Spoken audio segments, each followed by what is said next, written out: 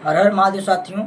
आखिर क्यों असफल होते हैं छात्र का भाग ये 2 है साथियों। मैं आप सबको बताऊंगा कि हम सफल क्यों नहीं बन पाते हैं, मुझे ऐसा क्या करना चाहिए। भाग 1 आपका अपलोड हो चुका है, जो भी साथी न देखे हों कृपया जाके वीडियो अपलोड है उसको आप सभी लोग देख लें, उसके बाद बताएं कि हाँ क्या आपको समझाएं। तो आखिर क्यों असफल होते हैं छात्र, मैं बताना चाहूँगा सबसे पहली बात जो इसमें होती है पूर्ण तैयारी का न होना। चाहे आप हो चाहे हम भी एजुकेशन लाइफ में भी हैं, मान लीजिए टीचिंग लाइन में है, टीचिंग करते हैं साथियों।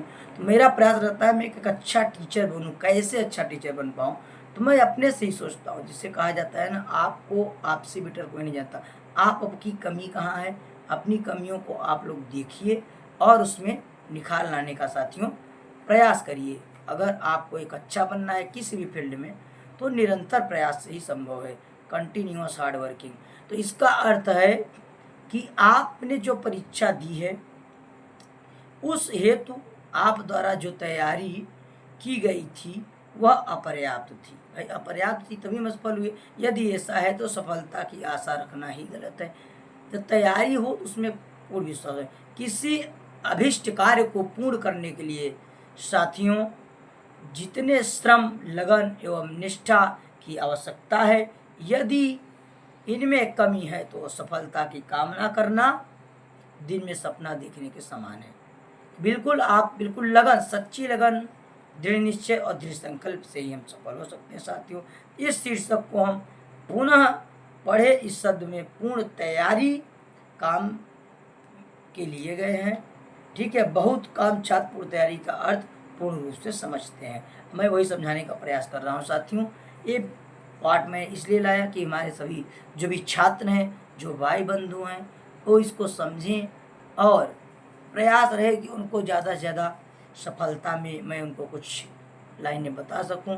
तो जो पूर्ण है, पूर्ण तैयारी का क्या अर्थ है मैं बताना चाहूँगा।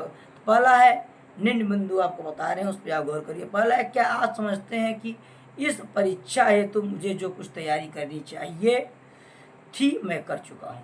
अर्थात हाँ, आप अपनी क्षमता अनुसार, आप अपनी योग्यता के अनुसार जो अधिकतम कर सकते थे आपने कर लिया है। उसके बाद है पॉइंट, क्या आप यह सोचते हैं कि मैंने पढ़ाई तो बहुत खूब की, कोचिंग भी की, पर पेपर का भरोसा नहीं, कुछ भी आ सकता है। तो यदि आप पहले बिंदु के अनुसार सोचते हैं तो आपकी सफल होने की संभावना बहुत अधिक है। ठीक है, लेकिन यदि आप सोच दूसरे बिंदु के अनुसार है तो आप कहीं ना कहीं स्वयं के कमजोर महसूस कर रहे हैं। तो जो तैयारी है उस पर काफ़ी बिलीव रखिए आप। You believe hard work, believe your self. कहा जाता है दैट्स योर सक्सेस। किसी दूसरे की बात, एक असफलता से कोई व्यक्ति असफल नहीं हो जाता, बार बार के प्रयासों से व्यक्ति सफल होता है साथियों। ये बात मेरी थोड़ा ध्यान दें। अधिकांश छात्र दूसरे बिंदु के अनुसार सोचते हैं। यह सत्य है कि प्रश्न पत्र कैसा आएगा और यह कोई नहीं बता सकता, लेकिन हमने आपको शुरू में ही बताया कि इस प्रतियोगिता में युग में सफलता सापेक्ष है, रिलेटिव है। यदि कोई प्रश्न किसी को भी नहीं आता है तो आपको कोई फर्क नहीं पड़ेगा। आपको नहीं रहा हो सकता है दूसरों को भी नहीं आए, ये तो आप क्लियर नहीं कर सकते ना। ये प्रश्न मुझे नहीं आए, दूसरे को आता, अरे हो सकता है उसको भी नहीं आता हो। अभी तो डिपेंड करे किसकी प्रिपरेशन कैसी है, कितनी बेहतर उसने ढंग से तैयारी की। A strong positive mental attitude will create more miracles than any under drug. साथियों इस लाइन को आप समझिए, ठीक है, बहुत ही बेहतरीन है पैट्रिसिया नील की।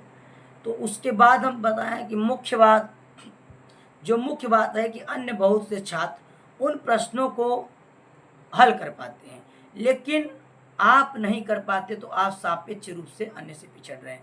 कहीं कहीं दिक्कत है। मैंने बहुत से छात्रों को सामान्य ज्ञान एवं अंग्रेजी के वतनी शब्दकोश के प्रश्नों को संदर्भ में कहते हुए सुना है कि इस प्रश्नोत्तरों की कितनी भी पढ़ाई कर ले यह मतलब पूर्ण नहीं हो सकता।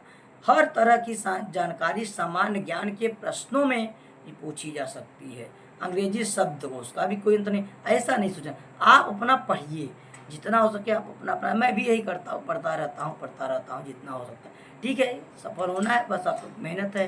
कर्मण्येवाधिकारस्ते मा फलेषु कदाचन मा कर्मफलेषु हुर्मा संगोष्ठ कर्मणि, जैसा कि अब इस श्लोक में श्री कृष्ण ने स्पष्ट रूप से कह दिया है।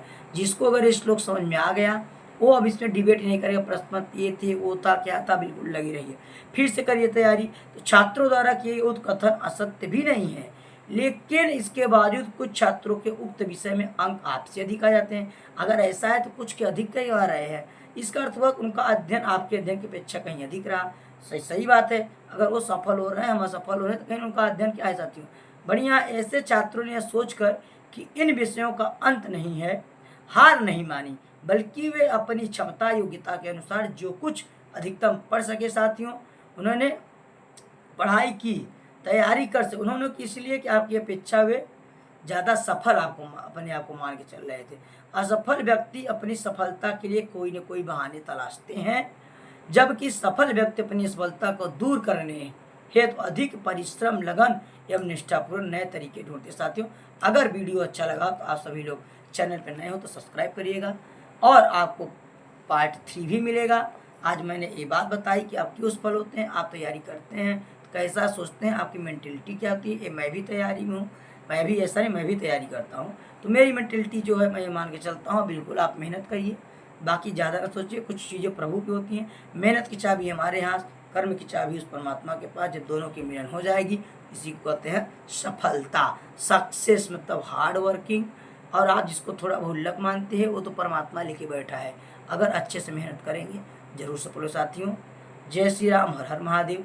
अच्छा लगे तो जरूर चैनल को शेयर करिएगा साथियों, सब्सक्राइब करिएगा। थोड़ा इससे मुझे भी मोटिवेशन मिलता है कि हमारे कितने साथी इसको देख रहे हैं और लाइक कर रहे हैं। जय श्री राम, हर हर महादेव।